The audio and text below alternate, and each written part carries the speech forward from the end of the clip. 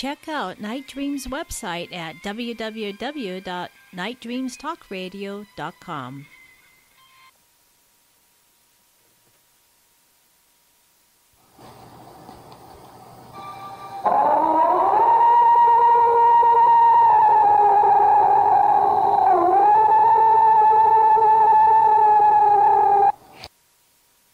Hello, everybody. It's Saturday night here in Washington State. And I've got a very special guest tonight. It's Patrick Eqistemon from the Bigfoot Portal. The Bigfoot Portal's been around for a long time. It's one of those information services that I use to go ahead and get all the information that I need to about events and new books and new conferences and things like that. And so what I'd like to do now is welcome the guy who invented the Bigfoot Portal, the guy who administers it with his friend Maria. It's Patrick Eqistemon. Patrick, are you there? I am, Kevin. How you doing tonight? I'm doing really well, Patrick. I know that it's going to be a great day to go out squatching, so hopefully people are here listening to the radio show. But what's interesting is I know you've had a busy day today. I have too. But tell me a little bit about the Bigfoot Portal. What made you get involved in creating a Nexus site or a LexisNexis kind of site for Bigfoot?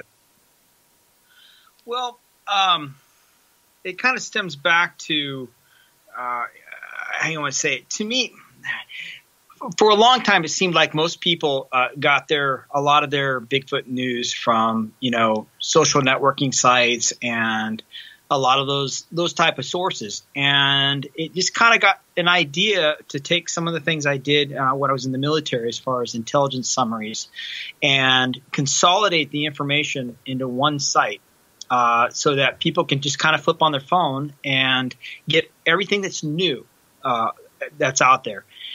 It's kind of funny. When I started this about 3 years ago, I thought there would just be a few items every day, and it would be a 5-minute thing to kind of throw up all the links. And it's pretty amazing actually how much information is out there. And it stemmed from a lot of conversation I had with different researchers about they just don't have time to follow everything anymore. And so what we do, it's a pretty simple mechanism. Is we troll the internet for anything new on Bigfoot in the last 24, 48 hours. And then we link to them versus trying to embed or anything like that. We go ahead and link so that the original source gets credit, for whatever they're trying to do. The different YouTube sites and the different websites, they all have their monetization. So we want to support them as well. And so, yeah, it's just a one-stop shop portal. That's why we named it the Portal, because it is truly a web portal where you collect all the information and make it available. So it just saves people time. It's just a service. Right. And so as far as that goes, what's the most interesting part of doing this kind of a thing? Is that people contact you all the time and tell you that all the different events? Do you get invited to a lot of different events too, or is this Yeah, well, we do. I mean, it took it kind of had an evolution to it. I mean, when we first started, it was pretty small, and then as I did it, it became bigger and bigger and bigger, and so yeah, I mean, we could go to most events. Now, when we go to events, we actually go more as like a press type of thing, where we'll set up a booth, but we don't sell anything. We're just there to do interviews. The the conferences or stuff are great opportunities to sit down with, researchers that maybe don't normally, interact with the public and do little interviews and stuff like that. But, there's always time constraints. This is basically just a hobby. So, so we're a little bit restricted, but yeah, we do some conferences. Just to understand the thing that makes the Bigfoot portal a little different than, because there are a couple other sites that are doing it, and they're great sites. I don't feel like I'm in a competition with anybody else, but what makes us a little different, one is everything that's on there has been released in the last 24 to 48 hours. So you're not going to get a lot of old material recycled because it's a slow news day type thing. Just whatever's out there is out there, and so we're just going to present what's there. The other thing is we don't just cover Sasquatch, Bigfoot proper. I mean, we're looking at paleoanthropology, anthropology, relevant archaeology, anything that comes out in the primatology world, and then again anything that relates to any of the different Bigfoot theories. So the reports of phasing and that type of stuff. We'll monitor, the quantum physics stuff, or the MindSpeak will monitor anything research related or anything that's released on telepathy and that type of stuff. So it's a little more all encompassing than just, Bigfoot proper, if that makes sense. Right. Well, I think that's the important part. And, basically I know that when you're dealing with Bigfoot, you basically got lots of different camps. I mean, I know that people explain that to me all the time, and it's one of those things I've kind of bumped up against it, that you've got to take the approach of dealing with it from a primatology standpoint on one side. Then you've got to really kind of bring it into is it an alien being on the other, on the second side, and then third, is it a transdimensional pan-dimensional creature. So, it seems to me like, again, it's one of those things when you're really trying to do a website on Bigfoot, you've got to have 3 different sections. Well, I don't. We take it even further than that. We don't consider the Bigfoot. I mean, it's a mystery. It's a phenomenon. I mean, the amount of established, body of knowledge that's established, it just isn't there. You have a lot of people that have had subjective experiences that share those, and I'm very respectful of people saying, hey, this is what I experienced, or this is what I think, or this is what they've told me, that type of thing.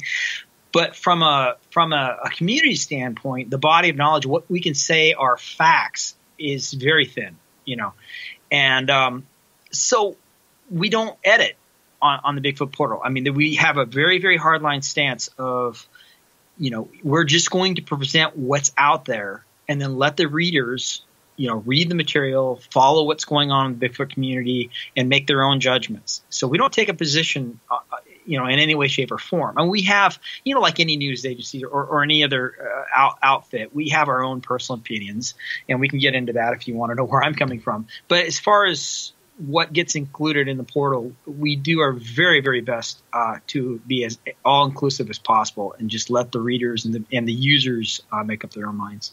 Yeah.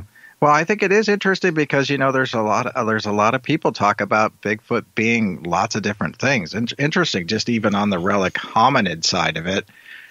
You can get into the whole side of it. Well, is it an ape, or on the other hand, is it a Neanderthal? I mean, it seems like even whenever you're describing the difference between some of the northeastern Bigfoot versus Pacific Northwest Bigfoot, you can get a huge range in descriptions and what they look like. One looks almost like a man, one doesn't seem to, certain types of things. The farther you go up at the coast and into Canada, the more that, a lot of the native tribes describe it as a wild man and not as a Bigfoot at all. So it's very interesting with that. So when you're trying to deal with that from a primatology standpoint, what's some of the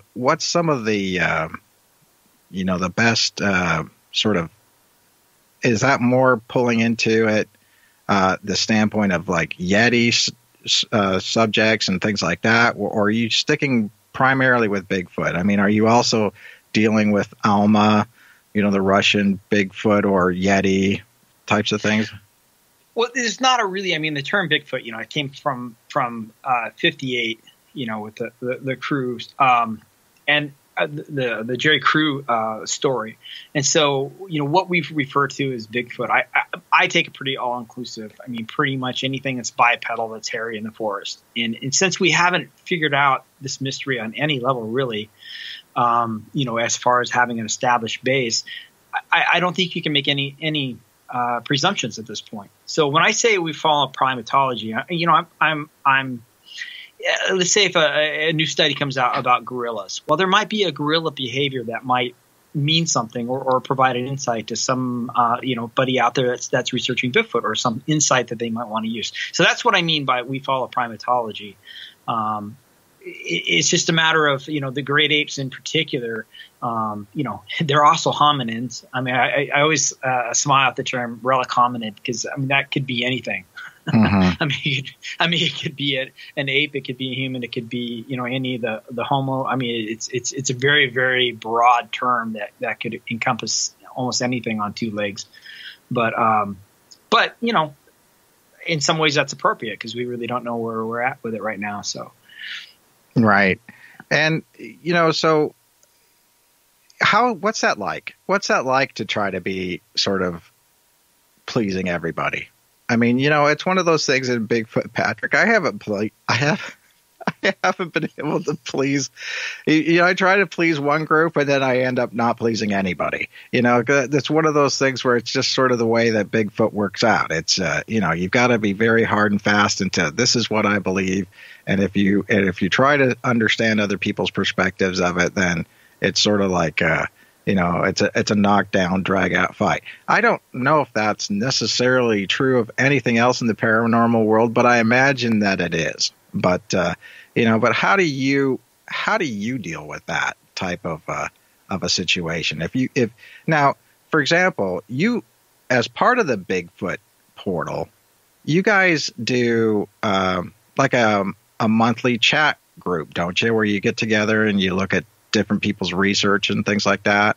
And how does that work whenever you've got some guy who's, and I've been at some of those meetings where, you've got one guy who, is very definite that it's, it's one thing. And then you've got another person who's very definite that it isn't. And, you sort of sit in the middle and people sort of put the laser beam focus on you because you've got to be the one who's determining which story's right, but they both know they're right. So how do you do that whenever you're in a situation where you've got a meeting like that? Can you talk about your meetings and how you kind of balance that out?